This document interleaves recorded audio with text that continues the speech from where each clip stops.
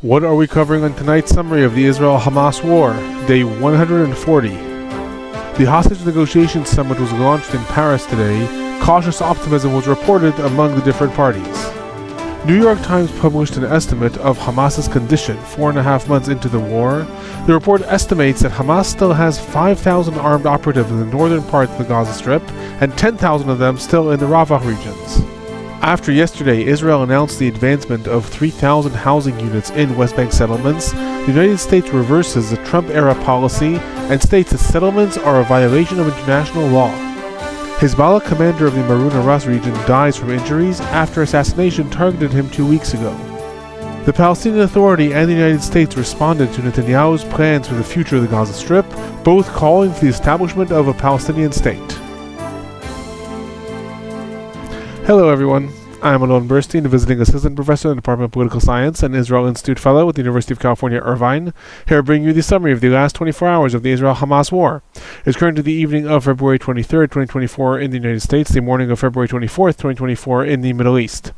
Starting with the hostage situation, the hostage negotiation summit in Paris is underway. It is attended by CIA Director William Barnes, the Egyptian head of intelligence Abbas Kamel, the Qatari Prime Minister Mohammed Athani, and the Israeli delegation, which includes the head of the Mossad Dedi Barnea, the head of the Shabak Ronen Bar, and General Nitzan Alon.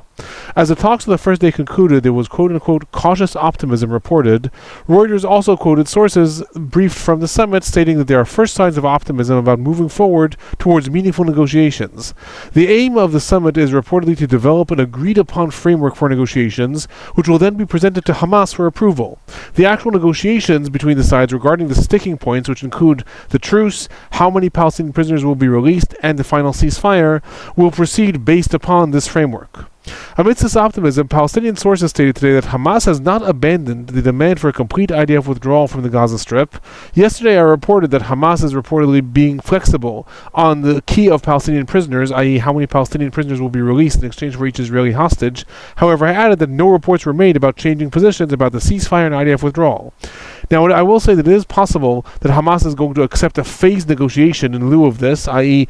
instead of demanding that there will be a complete IDF withdrawal and a ceasefire, Hamas will accept a phased negotiation, so the first phase will include A, B, and C, and to negotiate this later. However, that remains to be seen. Importantly, Yehia Sinuar, the leader of Hamas in the Gaza Strip, is now, according to reports, more active in negotiations, and the negotiators are talking to both the internal and external leadership of Hamas, which may facilitate reaching a deal.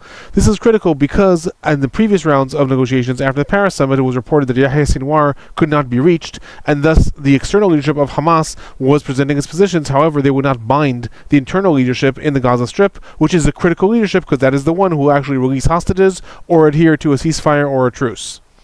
Moving on to the situation in the Gaza Strip, there were no rockets or mortars sent from the Gaza Strip towards Israel in the last 24 hours. Regarding the fighting in the Gaza Strip, in the northern parts of the Gaza Strip in Jabalia refugee camp, there was intensive fighting that was continued to be reported from within the camp. However, there was very little information regarding where this fighting actually was in the camp or what it included. Both sides, both the IDF and different news outlets within the Palestinian territories, reported that there is intensive fighting. In the area of Zeitun in Gaza City, the IDF operation is continuing, with gun battles that were reported throughout the area. The Al-Qassam brigades of Hamas reported that they managed to hit an IDF tank with mortars, as well as targeting an assembly area of IDF soldiers with anti-tank missiles. In the central parts of the Gaza Strip, there were more reports of intense bombings in the Deir el-Balah area. In an attack that was reported a few hours ago, the Palestinian Health Ministry stated that 22 Palestinians were killed and 50 were injured. Like yesterday, it was not reported by the IDF what was being targeted in Deir el-Balah. Yesterday, there was also a report of several rounds of attacks that killed many Palestinians on the ground. Presumably, these are targeting different Hamas targets in the Deir el-Balah area where the IDF is not operating with its ground units yet. However, no reports were actually made. Moving on to the southern parts of the Gaza Strip, the bulk of the fighting is still in the Khan Yunis region. Ongoing intensive fighting is reported primarily in the western parts of the city.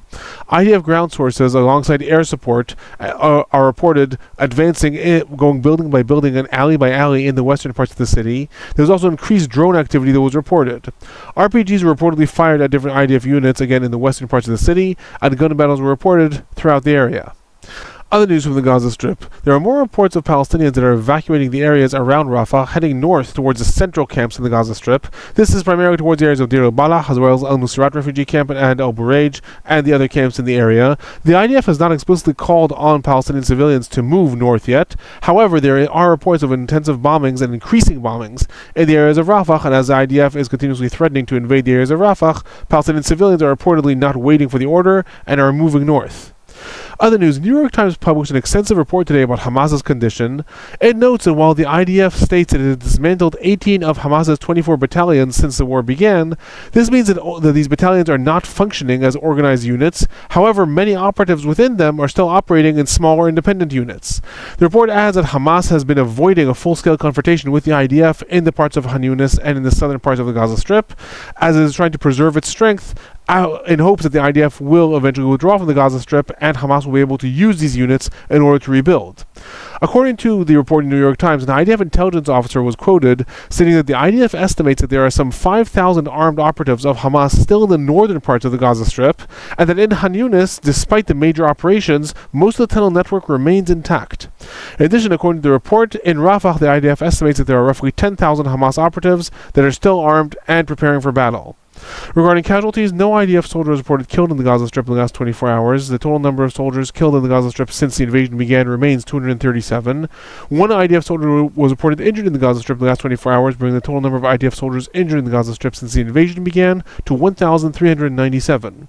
The Palestinian Health Ministry in the Gaza Strip is reporting 104 Palestinians killed in the Gaza Strip in the last 24 hours, bringing the total number of Palestinians killed in the Gaza Strip since the war began to 29,514. 69,616 Palestinians are reported injured in the Gaza Strip since the war began, and there are still several thousand Palestinians that are buried under the rubble and presumed dead.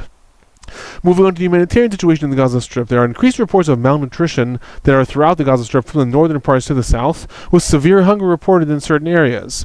Relating to the entrance of aid trucks is ongoing protests that were reported in Israel's Kerem Shalom crossing, with hundreds of Israeli police were reportedly attempting to enforce the closed military zones around the Kerem Shalom and Nitzana crossing in order to allow the entrance of aid trucks. This comes after yesterday, where protesters actually barged into the closed military zones, and one of the Israeli protesters was actually injured by the IDF as they were trying to evacuate the protesters.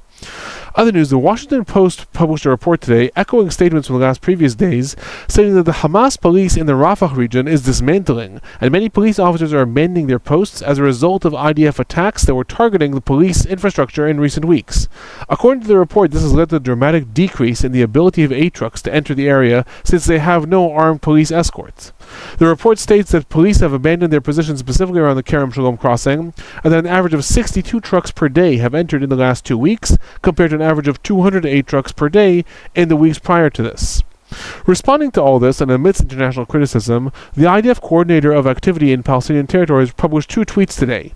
The first related to the entrance of aid trucks. He stated that since the war began, over 13,800 aid trucks have entered the Gaza Strip, carrying over 254,000 tons of humanitarian aid, adding, and I quote, "There is no limit to the amount of humanitarian aid that could enter the Gaza Strip." He may also be trying to build up a paper trail stating that the IDF is not limiting the entrance of aid trucks in response to the injunctions of the International Court of Justice.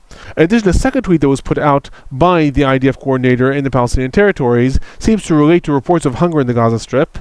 He states that following Israel's facilitation of allowing flour into the Strip, there are now over 20 operational bakeries in the Gaza Strip, providing 2.5 million pita breads per day to the Gazan population. The tweet added a video from the Nusrat refugee camp showing one of the bakeries having hundreds of these pita breads that can be picked up by civilians. According to reports, 79 aid trucks entered through the Kerem Shalom crossing in the last 24 hours. There were no reports made about aid trucks entering through the Rafah crossing. It is unclear at this point if aid trucks did enter but it was not reported, or if the total of trucks, the amount of trucks that entered, is 79.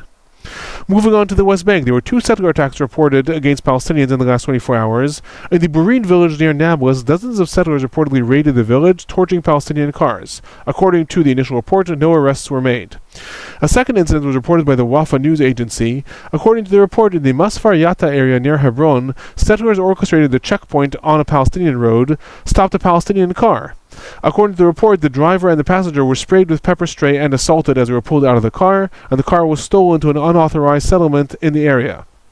Regarding IDF activity in the West Bank, the IDF reportedly re-entered the Zaatra village. This is where the village from which the attackers that carried out the attack in Ma'ale Adumim yesterday emerged from. According to reports, they carried out more arrests in the area. In addition, it was reported today that the assassination of Yasser Hanun, who was a Palestinian Islamic Jihad operative who was assassinated yesterday in Jenin, in addition to him, Saeed Jaradat, who is another Palestinian Islamic Jihad operative, was also killed. In the message that the Palestinian Islamic Jihad put out today, reporting on these deaths, it stated that Yasser Hanun is the commander of the region in the Jenin fighting brigades. Reportedly, Yasser Hanun was involved in many different Palestinian attacks against Israeli settlers and into Israel inside the Green Line in the last several months. A total of 9 Palestinians were reported arrested throughout the West Bank in the last 24 hours. In addition to this, after yesterday, the Israeli government announced that it was going to advance 3,000 housing units in settlements in the West Bank following the Palestinian terror attack in Ma'ale Adumim. The White House today seemingly reversed a Trump-era position. After expressing deep disappointment in the decision and stating that building more settlements works to harm Israel's security, both the Secretary of State, Antony Blinken, as well as the National Security Council spokesperson, John Kirby, explicitly stated that building settlements are against international law. The intention to expand settlements was also condemned by the United Kingdom, also adding that it violates international law. Other news, the Israeli police is going to begin deploying blocks and checkpoints to stop Palestinian cars in certain main roads in the West Bank, following a decision that was made also after the attack in Ma'ale Adumim yesterday. The police decision was made in accordance with statements made by Minister of National Security Itamar Ben-Gvir, who stated that he would like to see more restrictions on Palestinian movement.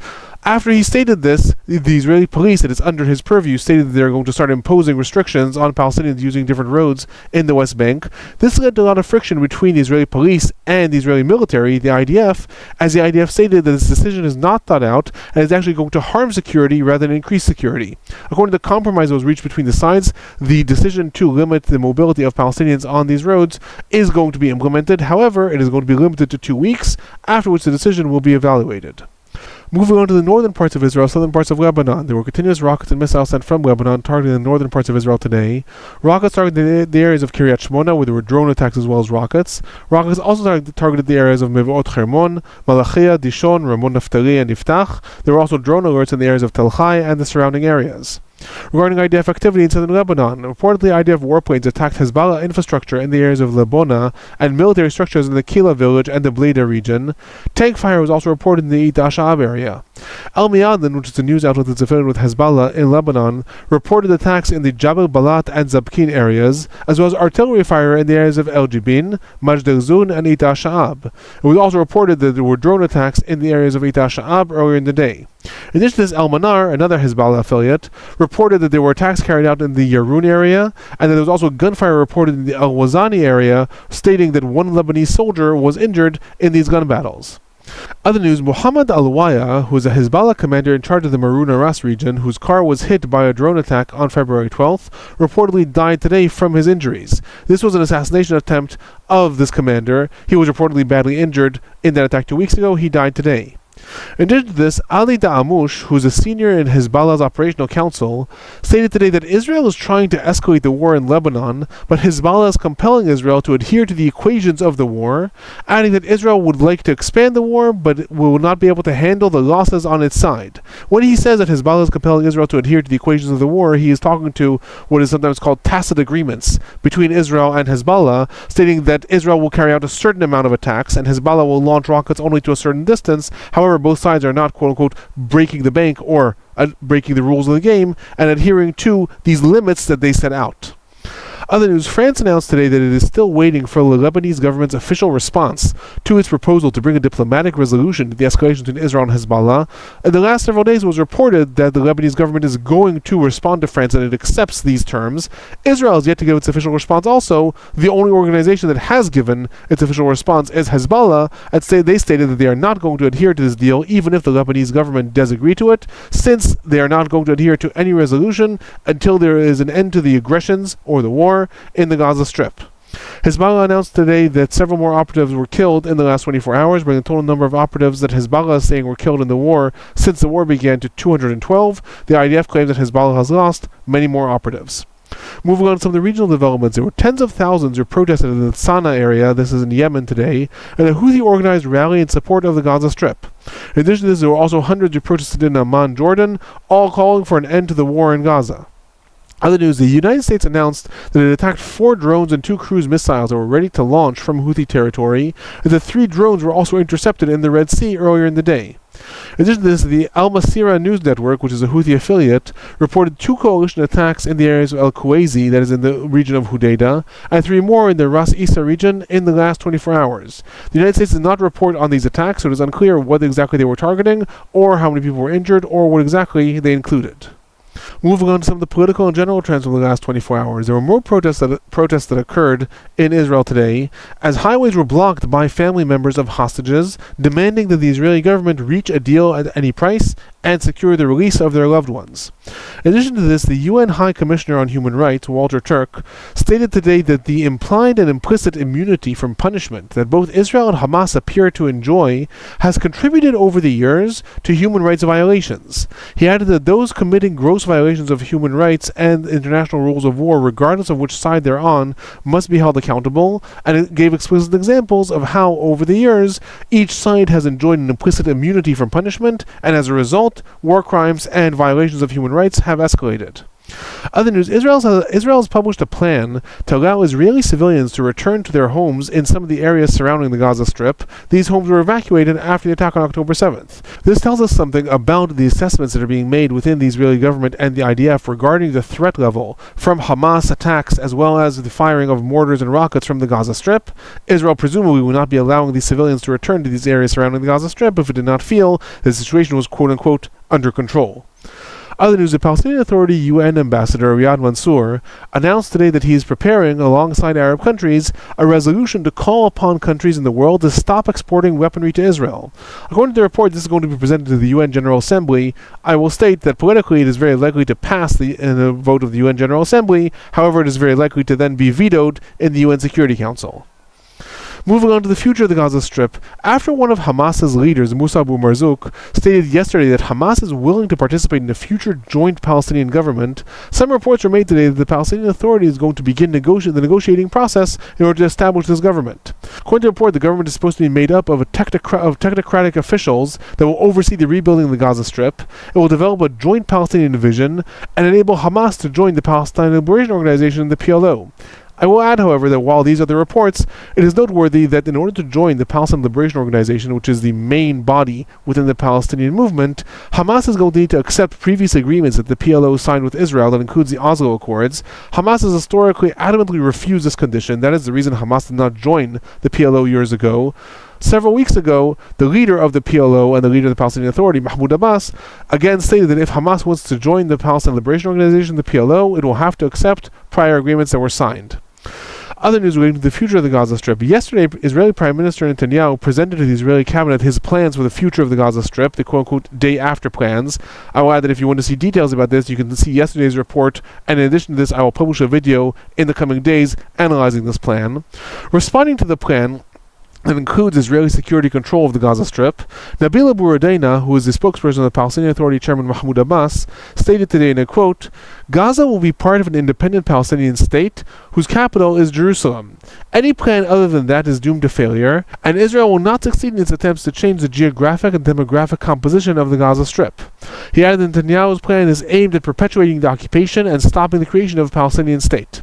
Also responding to this plan, the U.S. National Security Council spokesperson John Kirby stated that President Biden continues to be committed to this two-state solution and that this will help the entire region, adding the United States is very clear and consistent about how it thinks Gaza should look after the war and that vision has not changed. He added that the U.S. will not be shy when it comes to expressing this to Israel in the future, so what we're seeing again is a growing collision between Israel on the one side and the position of the U.S. administration on the other. The U.S. administration is actually agreeing to some extent with the Palestinian Authority that Gaza needs to remain intact and be a part of the future Palestinian state. However, the United States is saying the Palestinian Authority has to undergo massive reforms before this happens, and that is yet to happen in the Palestinian Authority. This all leads to and connects to something that the U.S. Secretary of State Antony Blinken said after his last visit to Israel, that he stated that Netanyahu seemingly wants a collision with the United States over this so that he can be seen in the Israeli public as the one who's standing up to the U.S. and stopping the creation of a Palestinian state. If you find these reports helpful, please do remember to subscribe, give a like. If you have any comments or questions, do leave them in the comment section below. That is my report for the last 24 hours. I'll be back tomorrow.